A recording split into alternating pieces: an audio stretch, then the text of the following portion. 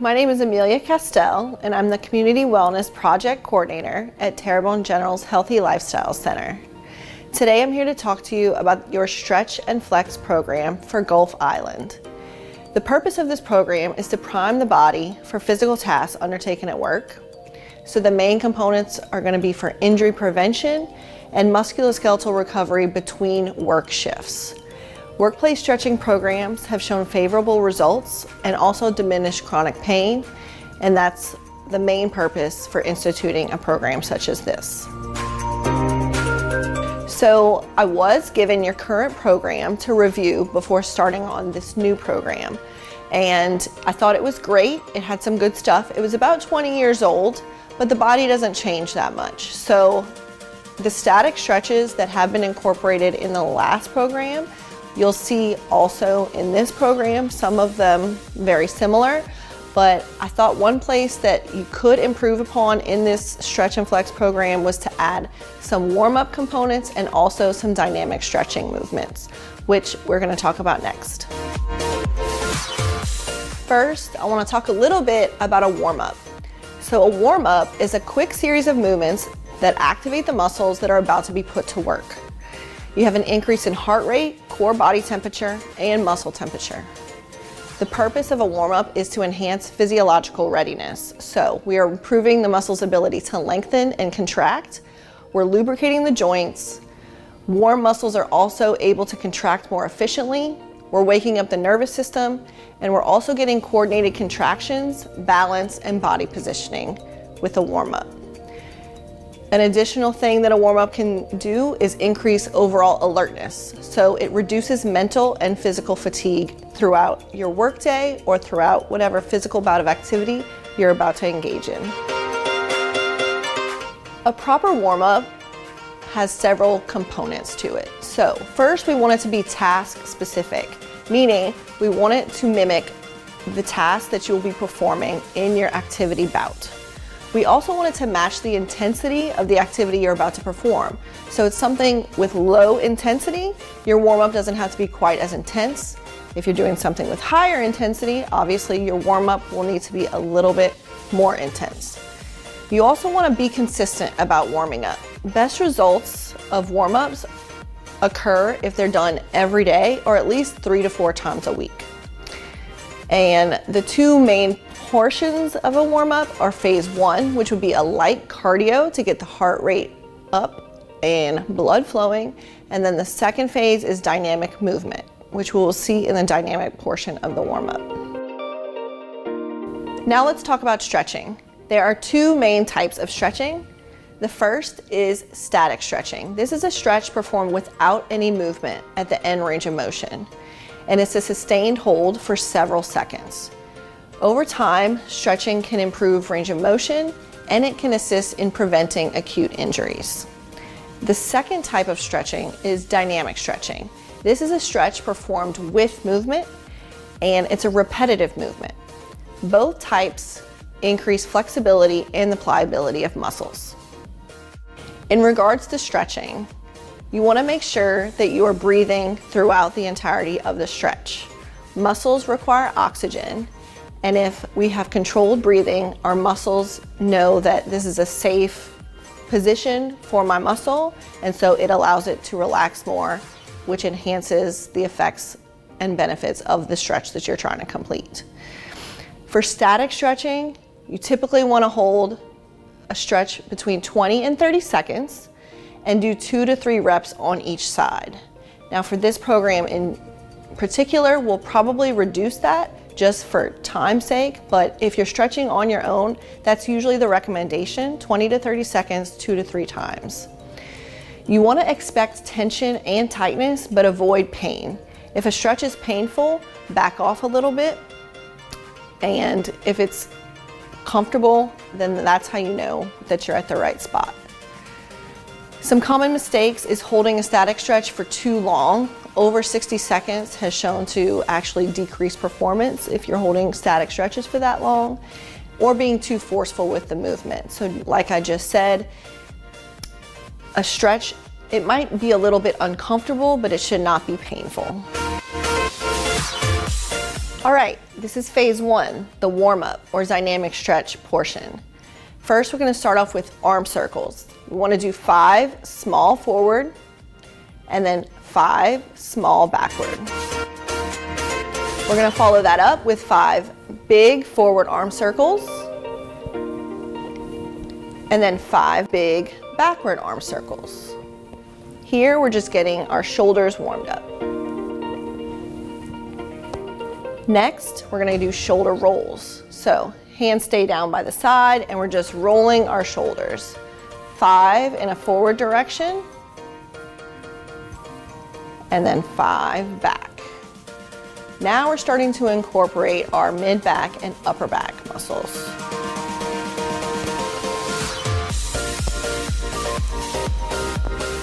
All right, next we have some cross-body arm swings. So here, we are just still standing in place and alternating which arm goes on top. We're gonna do 10 total of these.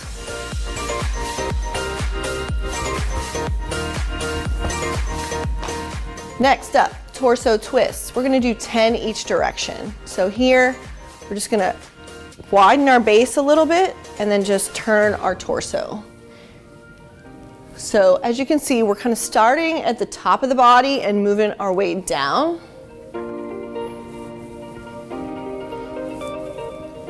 And one thing about this stretch here is I find if you keep your head with your torso, you can get a little bit dizzy. So I like to avoid that. I like to just keep my head forward and move my torso, really still trying to get my shoulders turned, but keeping my head forward so I don't get dizzy. Next, this is called the world's greatest stretch. And it's called that because it has a lot of components. So the first part of it is we're gonna hug our knee up, pull it up as much as we can, put this leg out into a runner's lunge, hands down. Then we're gonna open up towards this knee and then back down, and on the way up, get a little hamstring stretch and then step together. And we're gonna do the other side. Big knee hug, out into a runner's lunge, open up, back down, into a little hamstring stretch. I would recommend doing that 2 to 3 times on each side. But if there was one that I would cut out of the program due to time's sake, it would be that one just because it's the most complex. Next, high knees. So we're gonna do 10 on each side.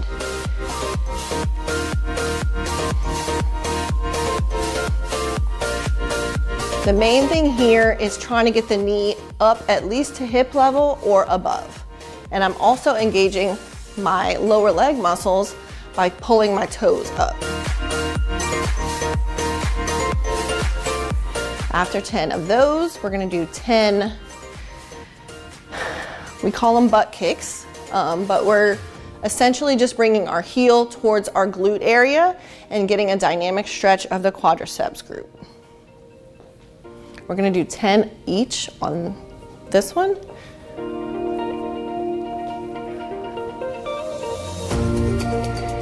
All right, hip circles. Again, feet about hip or shoulder width apart.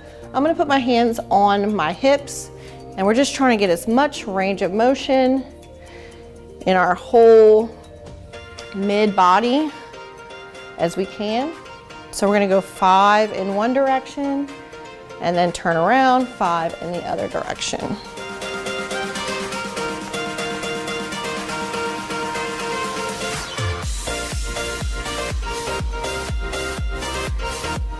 Okay, up next, knee hugs.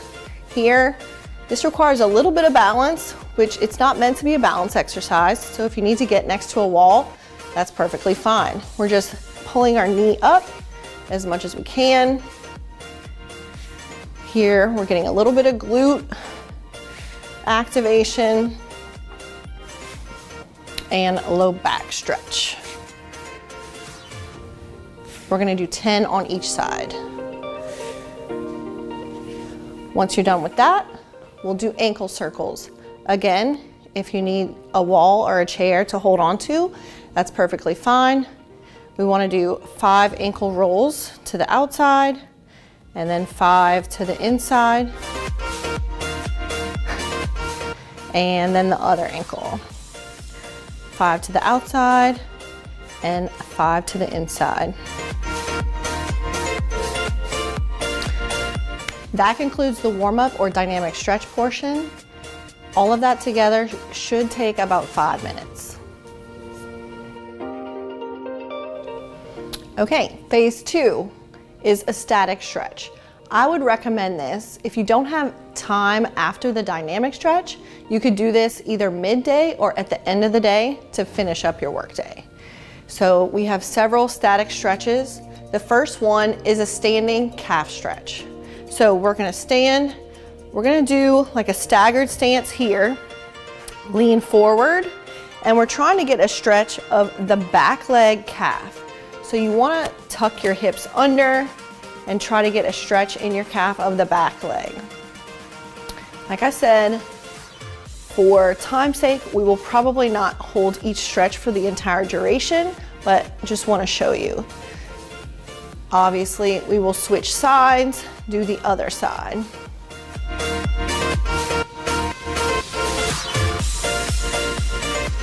Okay, next is a standing quad stretch. Again, this is one that you may need help with balance, so grab a chair, grab a wall, whatever you need. You're gonna grab your foot and try to keep your knee down and not up like this. So if we have our knee down, we're putting the quadricep group in a more lengthened position, allowing it to stretch. If you have a hard time reaching your foot, I would recommend getting a small towel or something and wrapping it around your foot or your ankle here, and then just pulling up on the towel like this. Okay, and then we will do the other side, standing quad stretch. You want to remember, once you get into the stretch, you try to relax your muscles and let them get the full benefit of the stretch. Don't fight yourself. Okay, third, standing hamstring stretch. So 1 foot out in front, we're shifting our hips back and we're reaching towards our toes. If we cannot reach our toes, that is perfectly fine. Just reach towards your shin, your knee, wherever your range of motion allows you. And we're gonna hold this for 20 to 30 seconds. You should feel this in the back of your thigh. Other side.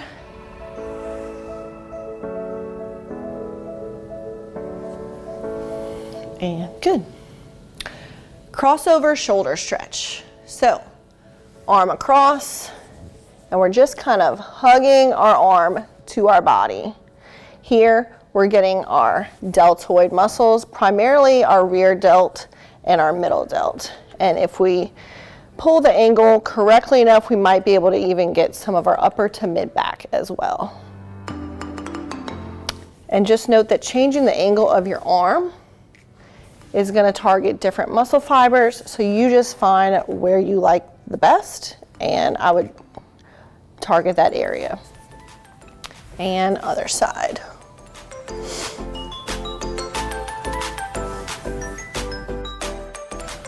All right, up next, a pec stretch. For this, it works best if you have a corner of a wall. Put your arm at a 90-degree angle, and you're just gonna kind of lean into it and turn your body away from the wall.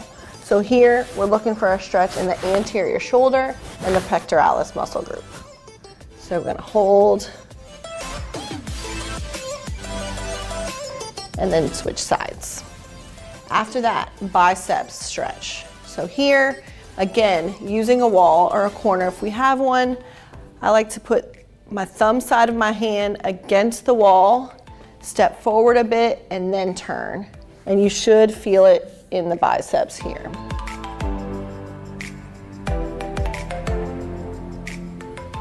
After that, tricep stretch. The best way to stretch the tricep is overhead. This gets all three heads in a lengthened position. So upper arm is by the ear, and we are pushing our elbow back towards our back wall. Other side. And try to reach your hand as far down your back as you can. This will increase the stretch. If you have shoulder problems or any type of impingement or anything, this may be uncomfortable and it might be one that you just need to skip. Neck stretch. So, I like to put one arm behind my back, the other arm or hand on top of my head, and just lean and gently pull on my neck. Not much of a pull at all, but here we're getting our upper trap. Does not take much to get a good stretch here. And then other side. Again, if you have neck issues, if this bothers you at all, just skip it.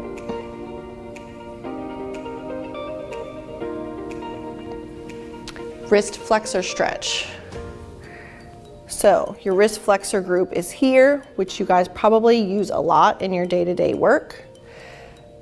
You can do it with the fingers facing up, and we're just pulling back on the fingers, or you can do it facing down. This just changes the angle of pull a little bit based on where the muscle attaches. So you can just see which one you prefer and do that one. Other side.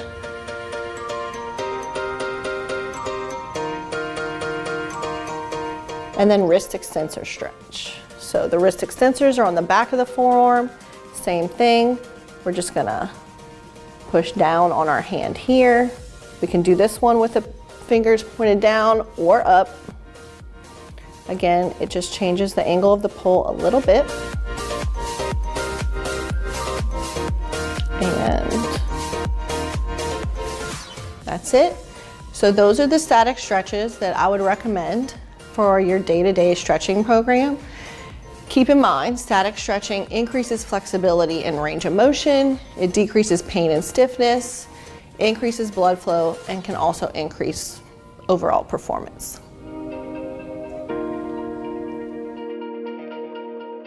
In conclusion, I just wanted to touch a little bit about general fitness and how this can impact injuries and injury prevention. So lower levels of cardiorespiratory and muscular endurance show an increase in injury rates among industrial workers. Improving general fitness can lower injury rates. People who are more fit perform activity at a lower percentage of their maximal capacity. So this means they can perform tasks for longer time periods.